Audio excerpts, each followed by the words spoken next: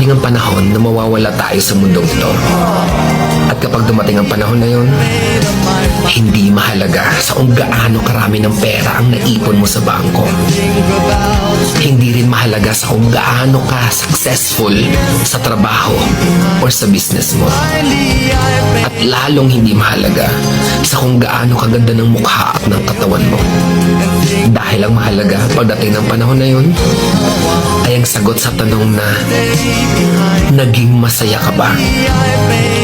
Nagawa mo ba ang kagustuhan ng puso mo kahit pag-gaano ka malito sa mata ng mundo?